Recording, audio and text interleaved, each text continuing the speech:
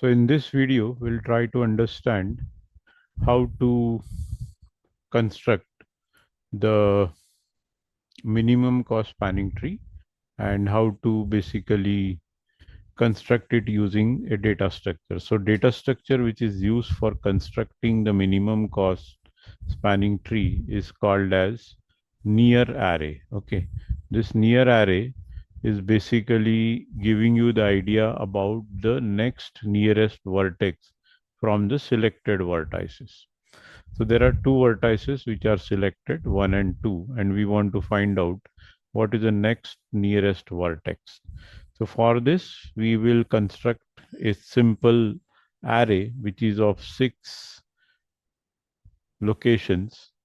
Why 6 location? Because you have 6 vertices, and we'll try to see what is the contents of this array. For example, if we have selected 1 and 2, okay, we want to find out what is the status of vertex 3, 4, 5, 6 with respect to 1 and 3, 4, 5, 6 with respect to 2.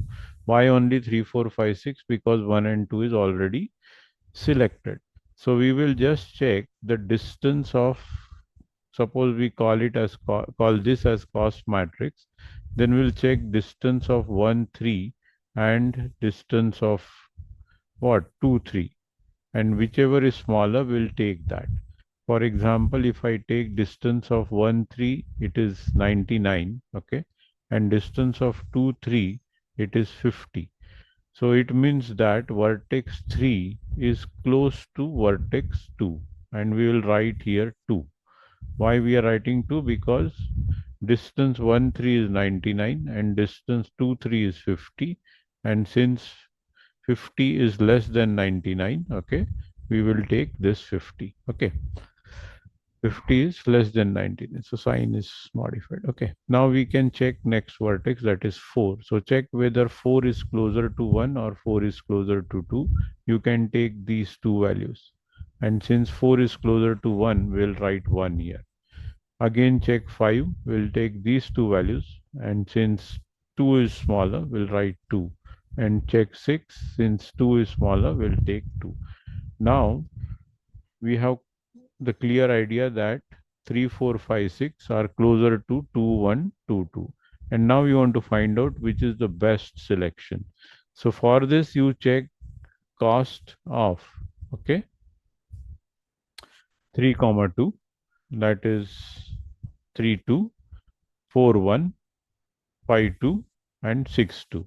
So 3, 2, okay, 4, 1, 5, 2, and 6, 2, and whichever is minimum out of these 4 will be taken. So minimum out of these 4 is 6, and minimum out of this 4 is 6, 2. So we will add 6 to the graph, or 6 to the spanning tree, and we'll take this 6 comma 2. So in the next version of this array, what you will find is, you will find that we have added 6, okay, and now after adding 6, we'll just make a new array with 1, 2, and 6, and see this 6 is now blank.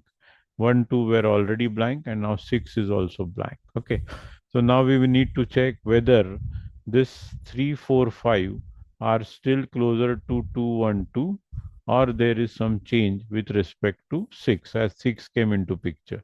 So now we'll check whether the distance between 3, 2 is better, or the distance with respect to 6 is better.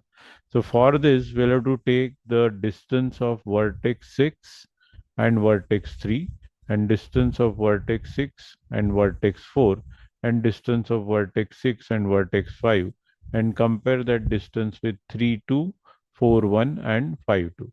So what is 3, 2? Let's take 3, 2 is currently what? 50. And what is 6, comma 2? Which is already selected. Oh, sorry, what is 3, comma, what is 3, comma 2? That is 50. And what is 6, comma 3? That is 15.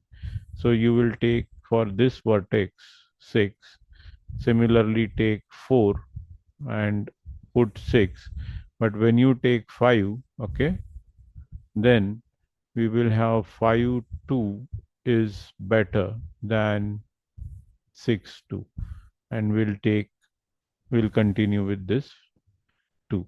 In this way you can always construct the remaining vertices and construct the spanning tree. Thank you.